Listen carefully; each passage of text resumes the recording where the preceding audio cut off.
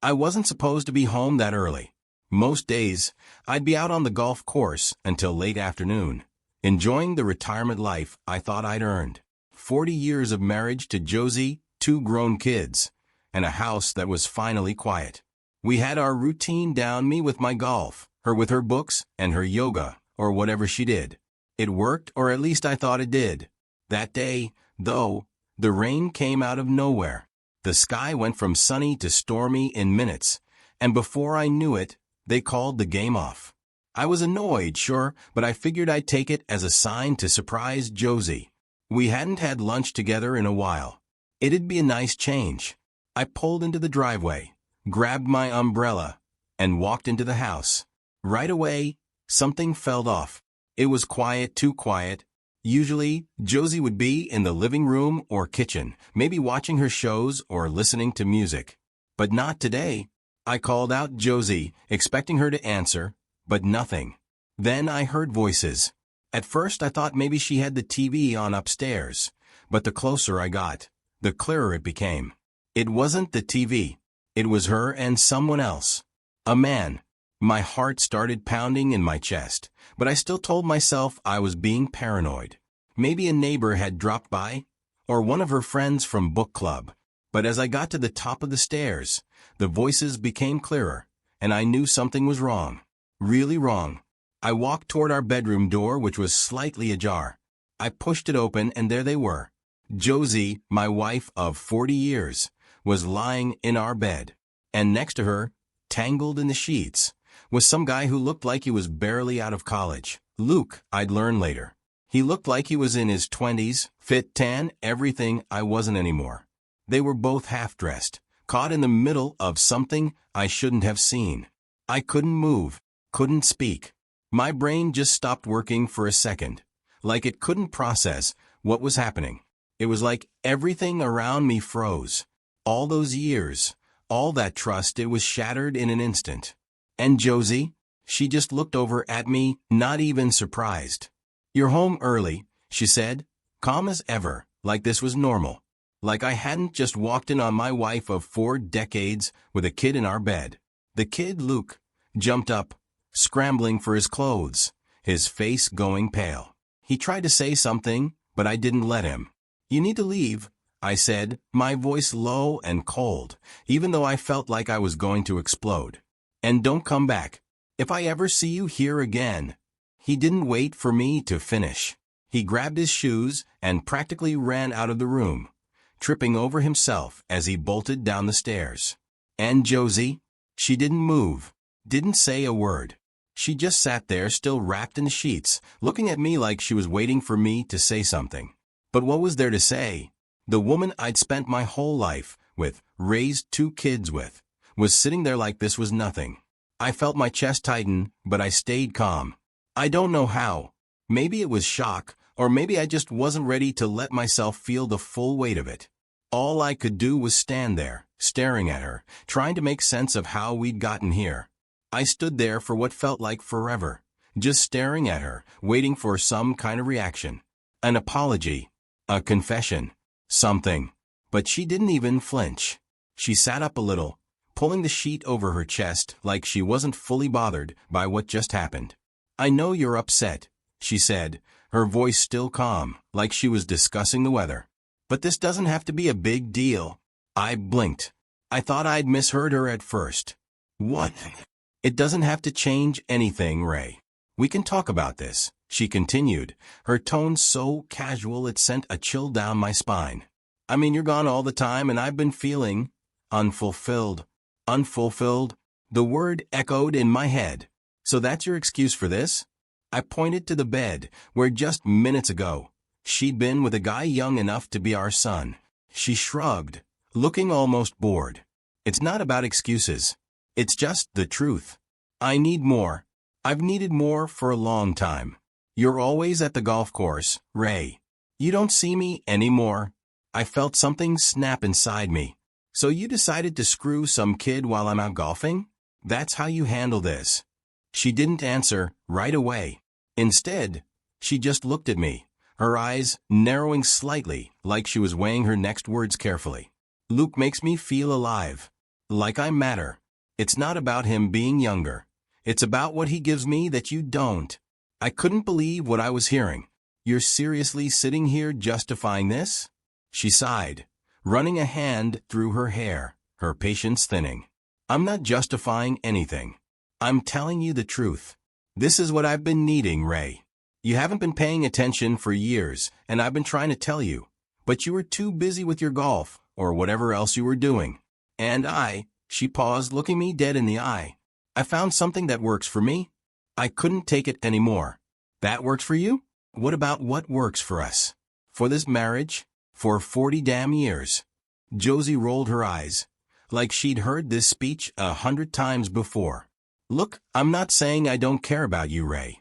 But this, our life, it hasn't been enough for me. I needed more and I found it. I stared at her, trying to recognize the woman I'd spent my entire adult life with. But all I saw was a stranger sitting in front of me. Cold. Distant. And you didn't think maybe, just maybe, you should have talked to me before deciding that? I asked, my voice tight with anger. 40 years, Josie. 40 years. And this is how you decide to handle it? I tried talking, she said, her voice still so calm. It made me feel like I was losing my grip on reality. But you never listened. I couldn't wrap my head around it. 40 years of marriage, and she's sitting there, calm as anything, talking about it like it's no big deal. Like she didn't just blow up our entire life. You tried talking? I repeated, the words bitter on my tongue. About what, Josie? When did you ever mention you were so unhappy that you needed to go find him? Josie shifted a bit, adjusting the sheet around her, her expression as steady as ever. Ray, I've been trying to tell you for years. You just never saw it. I didn't want it to come to this, but I couldn't wait around forever for you to notice me again. My blood was boiling now, but I forced myself to stay calm. So this affair, it's my fault? That's what you're saying. She sighed like she was exhausted with the conversation already. It's not about blame. It's about what we both need. You have your life, Ray.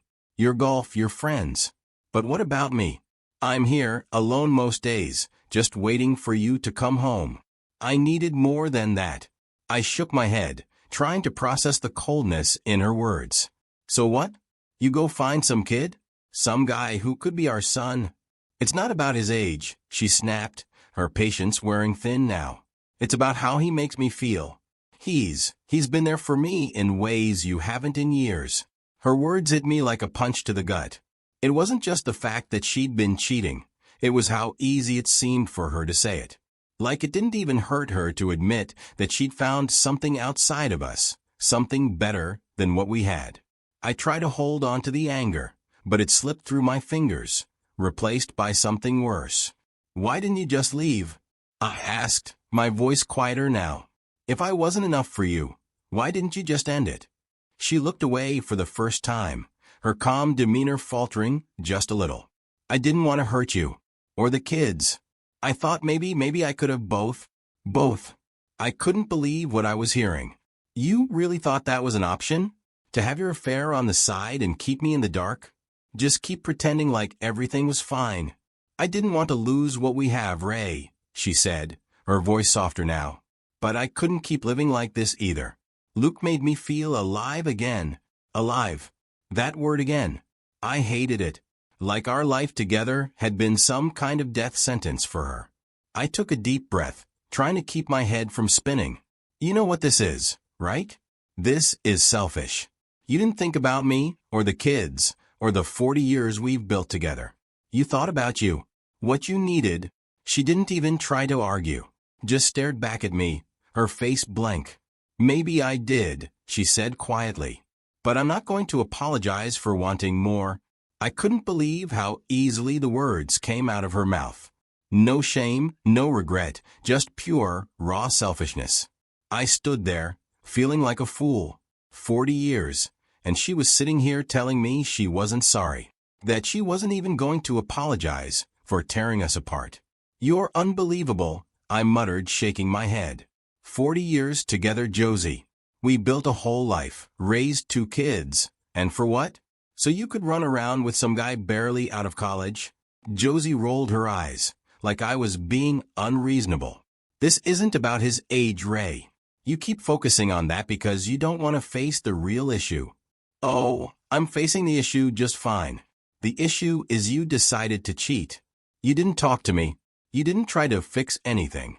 You just went straight to someone else. She crossed her arms, leaning back against the headboard, still wrapped in the sheet.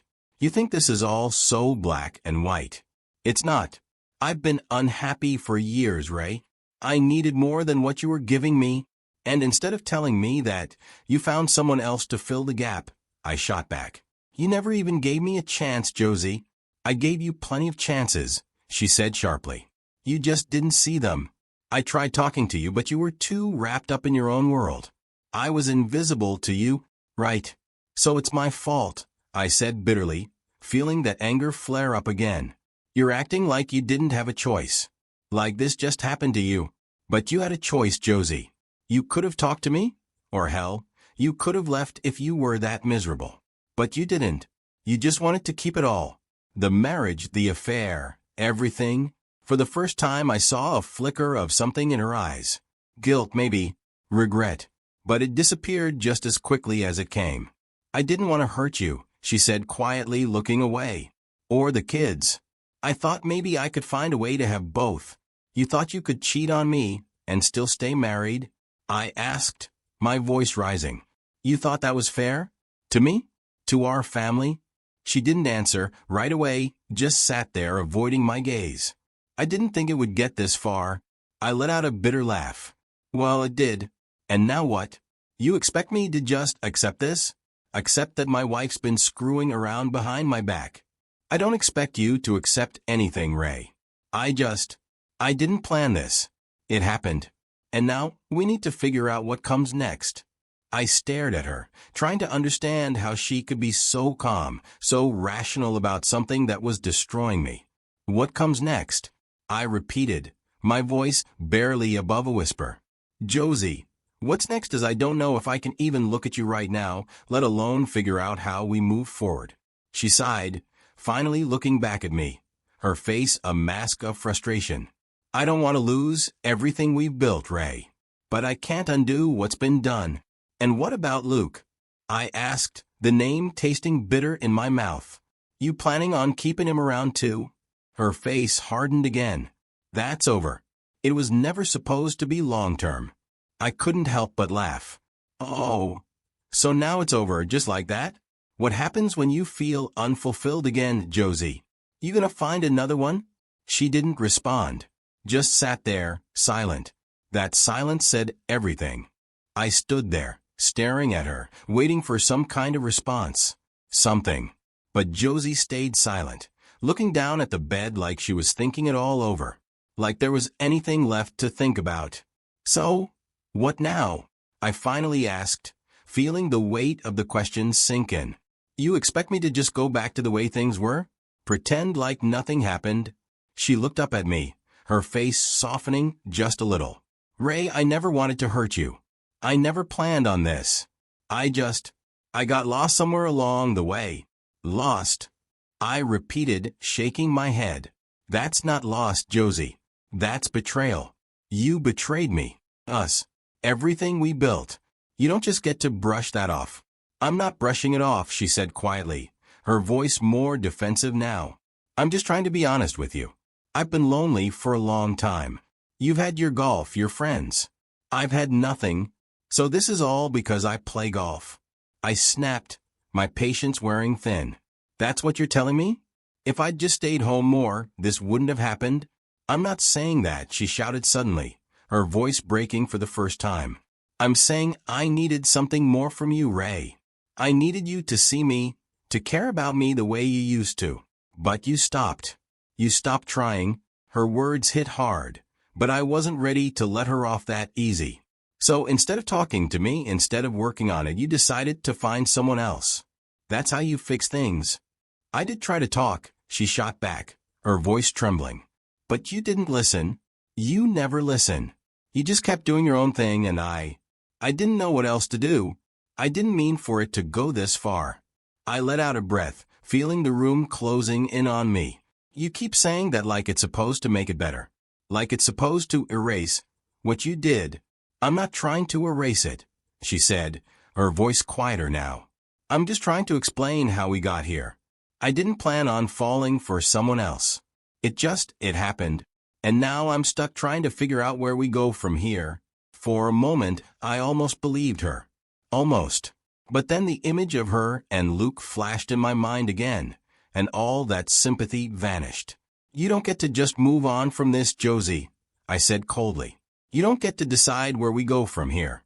You made this mess, and I don't know if I can even look at you the same way, let alone keep living under the same roof. Her eyes flashed with something, fear, maybe, or regret. Ray, please, I don't want to lose you. Well, you should have thought about that before you brought him into our bed, I snapped. The room went silent again, thick with tension.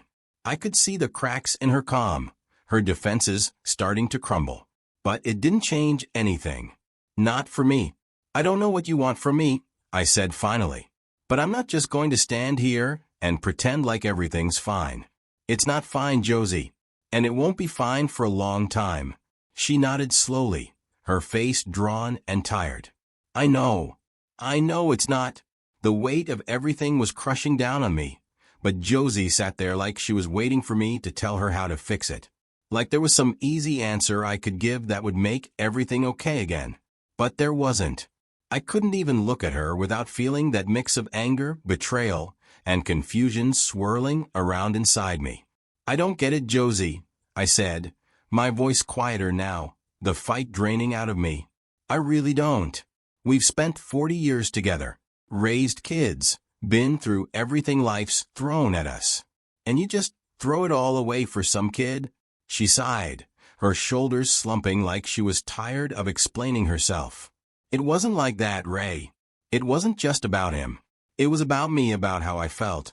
I was drowning, and I didn't know how to tell you. You didn't know how to tell me. I repeated, incredulous. You could have told me 1,000 ways, Josie. You didn't have to. I stopped, the words getting stuck in my throat. She looked down, fiddling with the corner of the sheet. I didn't mean to hurt you. I didn't mean for it to go this far. Yeah? Well, it did, I muttered, running a hand over my face. It went this far, and now, I don't know what's left.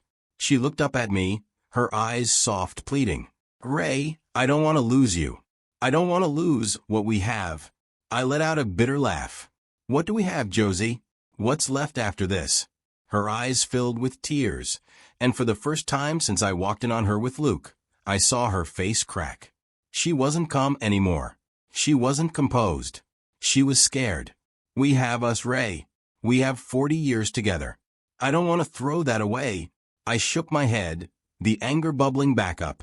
You already did? She wiped at her eyes, her hands trembling now. I made a mistake. A terrible mistake. But I don't want this to be the end. I looked at her, trying to see if there was any part of her that still felt like the woman I married. The woman I loved. But all I could see was the person who'd broken me. The person who'd taken everything I thought we had and ripped it apart. I don't know if I can forgive you, I said, my voice raw. I don't know if I even want to. Her breath caught, and she looked at me with those wide, teary eyes, but I didn't budge. I couldn't. Ray, please. I don't want to lose you, she whispered. For a second, I wanted to reach out. I wanted to tell her we'd figure it out. But that second passed, and the cold reality settled back in. I don't know if there's anything left to save, Josie, I said, stepping back, putting more distance between us. Not after this.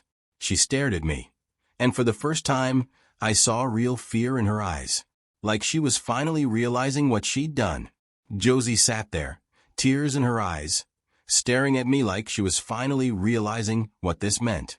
Maybe for the first time, she really understood that she crossed a line we couldn't just walk back from. You don't mean that, she whispered, shaking her head. You don't mean there's nothing left. We've been through too much together, Ray. I felt a bitter laugh rise in my chest. Yeah, we have. That's exactly why this is so hard to understand. You didn't just hurt me, Josie. You wrecked everything we built. You broke us. She wiped at her tears again, her hands shaking. But I could see that her calm was gone. Now, there was fear. Real fear. Like she was finally seeing how deep this wound was. "I'm begging you, Ray," she said, her voice cracking. "I'll do whatever it takes to fix this. We can go to therapy, we can talk about it. I'll cut off all contact with him. Please, just give me a chance to fix it." I shook my head, feeling that anger flare up again. "Therapy? Now you want to fix it? After all this? You should have thought about that before you brought him into our home. Into our bed, Josie." I know," she sobbed, finally breaking down. "I made a mistake. I wasn't thinking straight. I wasn't myself. You sure looked like yourself when I walked in," I muttered bitterly. Her face crumpled, and for a moment I almost felt bad for her. Almost. But then that image of her and Luke came flashing back, and whatever sympathy I had left was gone. "I can't just snap my fingers and forget this happened," I said, my voice harsh. "I can't erase the image of you with him. And you don't get to just say, 'Oops, I made a mistake,' and expect me to forgive you." She covered her face with her hands, crying harder now. I didn't move. I couldn't. "I don't know what else to say," she finally whispered between sobs. "I didn't want this to happen. I didn't mean for any of this to happen. But it did," I said, my voice cold. "And now we're standing here and I don't know where we go from here. You've made it impossible for me to trust you. How am I supposed to believe anything you say after this?" She didn't answer. She just sat there, crying softly, her shoulders shaking. And for the first time, I felt nothing. I thought maybe I'd feel some kind of satisfaction seeing her like this, seeing her broken down after what she did. But all I felt was numb. "You can stay here tonight," I said after a long pause, "but tomorrow I need some space. I don't want to see you. I need time to think." She looked up at me, her face streaked with tears, her eyes wide with panic. "Ray, please don't do this." But I was already walking toward the door. "I'm not doing anything, Josie. You did this." I left her sitting there, sobbing into her hands, and for the first time in 40 years, I didn't feel like going back to comfort her. I didn't feel like we were a team anymore. We weren't partners. We were just two people on opposite sides of a wrecked marriage. And I wasn't sure if I even wanted to try and save it. I spent the night on the couch, staring at the ceiling, not sleeping, just thinking. Every time I closed my eyes, I saw her. I saw them.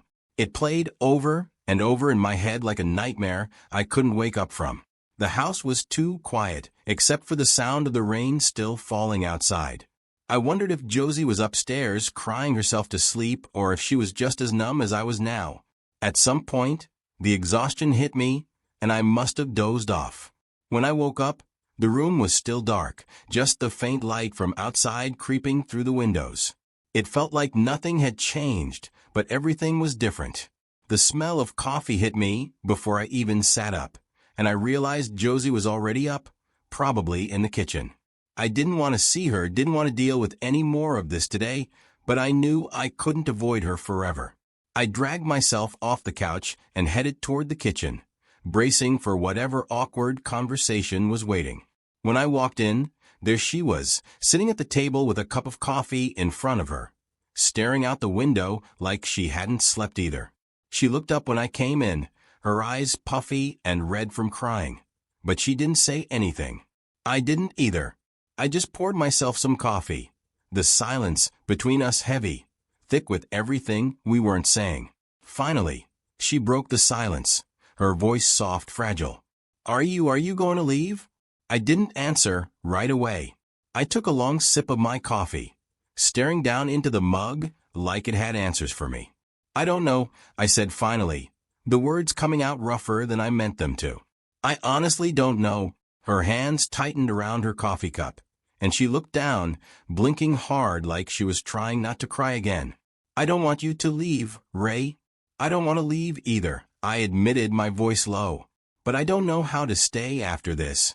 She looked up at me, eyes filled with something I hadn't seen in years, desperation. "I'll do anything, Ray. Whatever you need. I'll quit my job. I'll stop seeing friends. That's not what this is about," I interrupted, shaking my head. "This isn't about you quitting anything. This is about trust. You broke it. I don't know if we can ever get that back. I'll earn it back, she said quickly, her voice cracking. I'll do whatever it takes. Just tell me what you need. I stared at her, trying to figure out if she even understood what she'd done. It wasn't just about what she could do to make things better. It was about the fact that she'd blown a hole through the foundation of our marriage, and now we were both standing on the edge, looking down at the wreckage. I need time, I said, setting my mug down. I need space to figure out if this is even something I can move past. She nodded, tears spilling over her cheeks again. I'll give you time, Ray. Whatever you need. I wanted to feel something. I wanted to feel like this was the moment where we started fixing things, where we found a way to come back from the edge. But all I felt was tired. I'm going to stay at Greg's for a few days, I said, pushing back from the table. Her eyes widened, panic flashing across her face. Ray, no, please don't leave. Don't go. I'm not leaving for good, I said, trying to keep my voice steady. But I can't be here right now. I need some space, Josie. You've got to give me that. She didn't argue, just nodded, her lips trembling as more tears fell. Okay, I understand. I grabbed my keys and wallet, not bothering to pack much. I just needed to get out of there, away from the silence, away from her. I didn't look back as I left, didn't say goodbye. As I drove away, the rain still drumming on the windshield, I wondered if I was driving away from our marriage for good. I didn't know where else to go, so I drove to Greg's. Greg had been my closest friend for years, ever since we were both fresh out of college, and he'd seen me through a lot. He wasn't exactly the type to pry, but I knew I could count on him when things got bad. And right now, things were about as bad as they could get. When I pulled up outside his house, I just sat there for a minute, staring at the rain hitting the windshield, wondering how I'd even begin to explain what had happened. Would he even believe me? I barely believed it myself. After a few minutes of sitting there, I finally got out and knocked on his door. Greg opened it, his usual grin fading the moment he saw my face. Ray, he said, looking me over like he could see something was seriously wrong. What the hell happened? You look like you've been run over. I forced a weak smile. Something like that. He stepped aside, letting me in. Come on, man. Get in here. I walked into his place, the warmth of his house a stark contrast to the cold, rainy mess outside. It felt almost too normal, like I was stepping into a world that didn't know how mine had just shattered. I stood there for a second, trying to get my thoughts together. You want a drink? Greg asked, already moving toward the kitchen. I've got beer, whiskey, whatever you need. Whiskey, I muttered. Definitely whiskey. He poured us both a glass and handed one to me, sitting down on the couch. All right, spill it. What's going on? I took a long sip, the burn of the whiskey grounding me just a little. Then I told him everything. How I came home early. How I found Josie with some guy in our bed. How calm she was about the whole thing.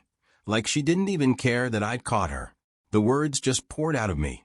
And the more I talked, the more real it felt, like the reality of it was finally sinking in. By the time I finished, Greg just sat there, shaking his head in disbelief. Jesus, Ray, he muttered, running a hand through his hair. I don't even know what to say. Yeah, me neither, I said, staring down at my drink. I don't know what to do, Greg. I can't stay there right now. I can't even look at her without wanting to scream. He nodded, leaning back on the couch. Man, I can't believe it. Josie, she always seemed so solid. Like you two had it figured out. Yeah, so did I said bitterly. But I guess not. Greg was quiet for a minute, thinking it over. You staying here for a while? If it's all right with you, I said, glancing up at him.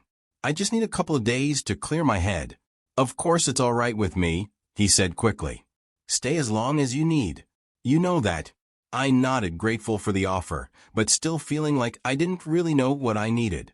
Greg watched me for a moment, then leaned forward, resting his elbows on his knees. You think you can work it out with her? I mean, after something like this? I took a deep breath, staring at the glass in my hand. I don't know, Greg. I really don't know. Part of me wants to believe we can, but then I see her with him. I can't get that image out of my head. Greg nodded, his expression serious. Yeah, I get that. I really do. But don't rush into anything. Take your time, think it over. This is big. You don't want to make any decisions you might regret later. I knew he was right, but that didn't make it any easier. All I wanted to do was get away from the pain, from the betrayal, from the wreckage of everything I thought my life was.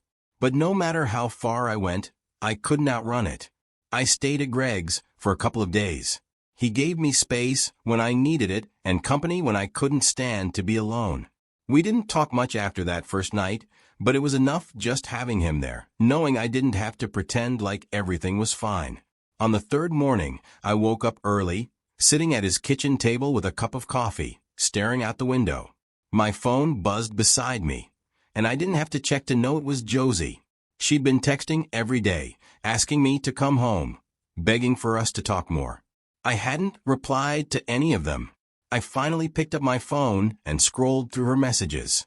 The most recent one said, "Ray, I know I've hurt you and I know you need space, but please come home. We need to talk about what happens next. I love you." I stared at those words, "I love you," and they felt hollow. After everything, how could she say that and expect it to mean something? Greg walked in, yawning and rubbing his eyes. "You all right?" he asked, grabbing a mug and pouring himself some coffee. I nodded, though I didn't feel all right. "She wants me to come home." He sat down across from me, his expression serious. "What are you thinking?" I sighed, rubbing the back of my neck. "I don't know. Part of me feels like I need to go back and face it, but another part of me, I don't know if I can." Greg took a sip of his coffee, then set the mug down thinking, "Ray, you've got two choices here. You can either go back and try to talk it out, see if there's anything left to salvage. Or you can walk away. But either way, you've got to do what feels right for you, not what anyone else wants." I knew he was right. I couldn't avoid this forever. "Yeah," I muttered, staring down at the table. "I guess I need to talk to her. Figure out what's left." He nodded, giving me a look that was both supportive and serious. "Whatever you decide, man, I'm here. You know that." I appreciated it, but I knew this wasn't something anyone else could help me with. It was my mess to clean up or walk away from. A few hours later, I was driving back home, my heart pounding in my chest the whole way. I didn't know what I was going to say or what I was hoping to hear, but I knew I had to face her. I couldn't hide from this forever. When I pulled into the driveway, I sat in the car for a few minutes, just staring at the house. It didn't feel like home anymore. It felt like the scene of a crime, the crime of my marriage breaking apart. Finally, I took a deep breath and got out, walking up to the front door. My hands were shaking as I opened it and stepped inside. The house was quiet, but I could hear Josie moving around in the kitchen. She must have heard the door, because a second later, she came into the hallway, her face pale and tense. "Ray," she said, her voice shaky, like she'd been holding her breath since I left. I nodded, not trusting myself to say anything yet. She stood there, looking at me like she was waiting for me to explode, to yell, to do anything but stand there in silence. "We need to talk," I finally said, my voice sounding distant even to me. She nodded quickly. "Yeah, we do." I walked into the living room, sitting down on the couch.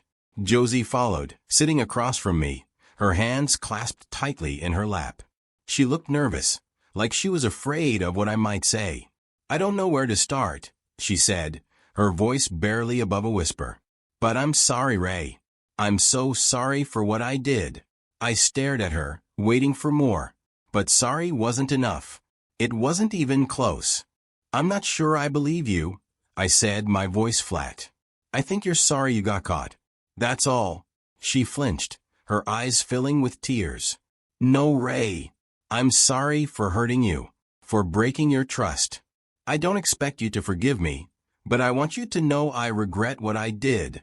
I shook my head, the anger bubbling up again. "If you regret it so much, why did you keep doing it? Why didn't you stop the first time, or the second time, or any of the times before I found out?" She didn't have an answer for that. She just looked at me, tears spilling down her face. I don't know. I don't know why I did it.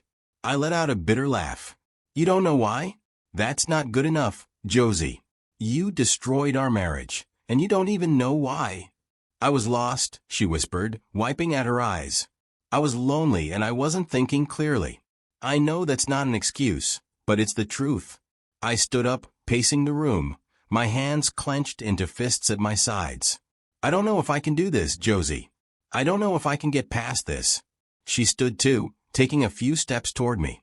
Please, Ray. I know I don't deserve it, but give me a chance to fix this. I'll do whatever it takes. I'll spend the rest of my life trying to make it up to you. I stared at her, the woman I'd loved for 40 years, the woman I thought I knew better than anyone. And now, she felt like a stranger. I need more time, I said, my voice cracking. I can't decide this right now. She nodded, swallowing hard. Take all the time you need. I'll wait. I'll wait as long as it takes. I nodded, not sure what else to say, and walked toward the door, feeling the weight of everything pressing down on me. I wasn't ready to give up on our marriage, but I wasn't sure I could save it either. I left the house again after that talk, but this time it didn't feel like an escape. It felt like a pause, like I'd hit the brakes before everything went completely off the rails. I wasn't running anymore, but I wasn't staying either.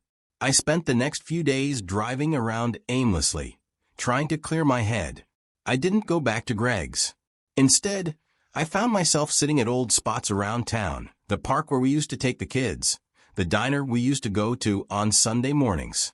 Everywhere I went was like a reminder of what I was trying to figure out. Was it all worth saving, or was it already too far gone? I didn't talk to Josie for a few days. I needed the space, and she gave it to me, though I could tell she was walking on eggshells, waiting for my next move. I didn't know what that move was. I was just trying to breathe.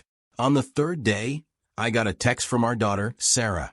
Dad, I've been trying to reach Mom, but she's not answering. Is everything okay? I stared at the message, feeling my stomach churn. The kids didn't know anything yet. They were grown. Sarah was married with kids of her own, and David was across the country with his new job. But that didn't make it any easier. Telling them. That was a whole other level of pain I wasn't ready to face. I couldn't decide if it was better to keep them in the dark for now or rip the Band-Aid off. I texted back, we're fine. Just going through something right now. I'll explain later. Her response came fast. Dad, what's going on? I've been getting weird vibes from Mom. Is something wrong between you two? I cursed under my breath, knowing I couldn't dodge it forever. They'd know eventually. And maybe it was better to tell her now rather than wait for the inevitable blow-up. I dialed her number, and she picked up after the first ring. Dad, she asked, her voice tight with concern. What's going on? Is everything okay? I hesitated for a second, trying to find the right words, but there weren't any. No, Sarah, everything's not okay. She was quiet for a moment, then her voice softened. What's happening? Is it you and Mom? I nodded, even though she couldn't see me. Yeah, something's happened. Something bad. She took a deep breath on the other end. What do you mean? Are you guys separating? I don't know yet, I admitted. But your mom, she's been seeing someone else. The silence that followed was heavy, like a punch to the gut. What? She whispered, her voice shaky. Mom's having an affair? Yeah, I said, my throat tight. I caught her. It's been going on for a while. I could hear the shock and pain in her voice, the disbelief. I don't understand. Mom? She's always been the one holding everything together. How could she do this? I don't know, Sarah. I really don't. She was quiet again, processing. What are you going to do? I'm still figuring that out, I said, rubbing my temple. I needed some space to think. That's why I haven't been home much. Does David know? She asked softly. No, not yet. I wasn't ready to tell you either, but I didn't want to lie. There was a long pause, and I could almost hear her mind racing, trying to wrap her head around everything. I'm sorry, Dad, she finally said, her voice thick with emotion. I'm so sorry you're going through this. Me too, sweetheart. Me too. She took another deep breath, trying to steady herself. What can I do? Do you need anything? No, just take care of yourself. I'll let you know when we've figured out what's happening. I can't believe this, she whispered, more to herself than to me. I always thought you two had it all figured out. Yeah, I said quietly. So did I. After talking to Sarah, I knew I had to tell David too. I couldn't leave him in the dark while his sister knew. I dreaded making that call, but I couldn't avoid it any longer. When I dialed his number, it took a few rings before he picked up. Hey, Dad. What's up? His voice was light, completely unaware of the storm I was about to drop on him. David, there's something I need to talk to you about, I said, trying to keep my voice steady. There was a pause, the cheer fading from his tone. What's wrong? I took a deep breath. It's about your mom and me. Things aren't good right now. What do you mean? His voice tightened, like he already knew where this was heading. Your mom's been seeing someone else, I said bluntly. I found out a few days ago. The silence that followed was even longer than with Sarah. I could almost hear him trying to process it. She's having an affair, he finally asked, disbelief heavy in his voice. Yeah, I'm still trying to figure out what happens next, but I wanted you to know. I don't even know what to say, he muttered. I never thought. Mom? I'm sorry, Dad. I can't believe this. Neither can I said quietly. But it's where we are. David was quiet for a long time before he finally said, let me know if you need anything, okay? I'm here. I will, I said. Thanks, son. After I hung up, I sat there in the quiet, feeling the weight of everything pressing down harder than ever. Telling them was like ripping off a Band-Aid, but the wound was still wide open. After telling Sarah and David, the reality of everything started to hit even harder. I thought maybe saying it out loud would help, but it just made it all feel more real. The kids were blindsided just like me. It hurt them too, in ways I hadn't fully considered. They had always seen Josie and me as the steady foundation of our family, and now that foundation was crumbling. I didn't go home right away after those calls. I needed more time. Josie had texted me again, asking when I was coming back, saying she missed me, but I wasn't ready to face her. Not yet. I found myself driving again, no real destination in mind, just trying to clear my head. The more I thought about it, the more I realized how trapped I felt. Staying with Josie would mean trying to rebuild something that was broken beyond recognition. Leaving would mean losing everything we'd built over 40 years. There was no easy answer, no right path. I ended up at the park where we used to take the kids when they were little. I sat on a bench, watching some families with young kids run around, playing on the swings, laughing. I used to be one of those dads, pushing David or Sarah on the swings, Josie sitting next to me smiling. I wondered if that was all gone now, if those memories had been tainted by everything that had happened. The phone buzzed again, and I didn't even need to look to know it was Josie.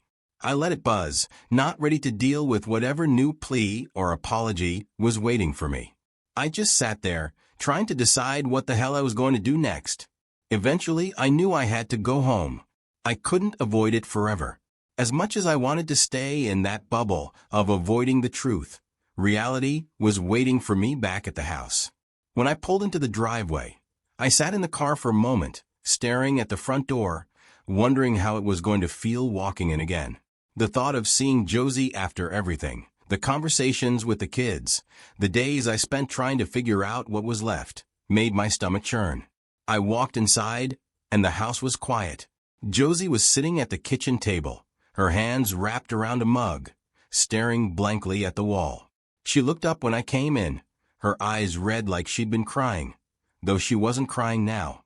Hey, she said softly, her voice hesitant. I didn't know if you'd come back. I needed time, I replied, standing by the doorway, not sure if I should sit or keep my distance. She nodded, swallowing hard. I know. I've been giving you that. I don't want to pressure you, Ray. I just want to talk, really talk. I stayed where I was, arms crossed. What's left to talk about? You made your choice, Josie. Now, I've got to figure out mine. She looked down at her mug, her hands trembling slightly. I want to make this right. I'll do anything, Ray. I swear, I'll spend the rest of my life making up for it. I let out a long breath, sitting down across from her. But that's the thing, Josie. I don't know if we can come back from this. I don't know if I can ever trust you again. Her eyes filled with tears again, but she didn't look away. I'll earn it back. I'll prove to you that I can be the wife you deserve. I shook my head, staring at the table. You should have thought about that before you brought someone else into our bed. She flinched at that, like I'd slapped her. I know, she whispered, and I'll regret it for the rest of my life. But I don't want to lose you. I looked at her, really looked at her, and for the first time, I realized that no matter how hard she tried, no matter how many promises she made, it wouldn't erase what had happened. It wouldn't take away the fact that she'd already thrown it all away. I don't know if we can come back from this, Josie, I said quietly. And I don't know if I even want to try. Josie didn't say anything for a moment. She just sat there, staring at me, her face crumbling with each word I said. I knew what I was doing to her, but it didn't change how I felt. I couldn't shake the betrayal, the image of her with him. It was burned into me. Ray, she whispered, her voice breaking. Please don't say that. I have to be honest with you, Josie, I said, my voice flat, exhausted. You broke us, and I'm not sure there's anything left to fix. Tears started streaming down her face, but I didn't move. I stayed seated, staring at her, feeling more distant than I'd ever felt in 40 years of being together. Maybe there was a part of me that wanted to reach out, to comfort her like I used to. But that part of me was buried under too much pain now. I know I ruined everything, she sobbed, her hands covering her face. But I love you, Ray. I've loved you for 40 years. I don't want to lose you. I shook my head, feeling the finality of it all sinking in. But you already lost me, Josie. The moment you brought someone else into our marriage, you lost me. She cried harder, her body shaking with the weight of it all. But I couldn't let myself be pulled into it anymore. I couldn't pretend like love was enough to fix what she'd broken. I'm going to stay at Greg's for a while longer, I said, standing up. I need more time to figure out what I'm going to do. But I can't promise you anything, Josie. Not anymore. She looked up at me, her face wet with tears, but there was nothing left to say. I walked toward the door, feeling the weight of each step, and when I opened it, I knew that this time I wasn't just walking away to clear my head. I was walking away from everything we'd been. As I stepped outside, the cool evening air hit me, and I felt something strange, relief. It wasn't the kind of relief that comes with resolution, but it was the kind that comes with knowing the hardest decision had already been made.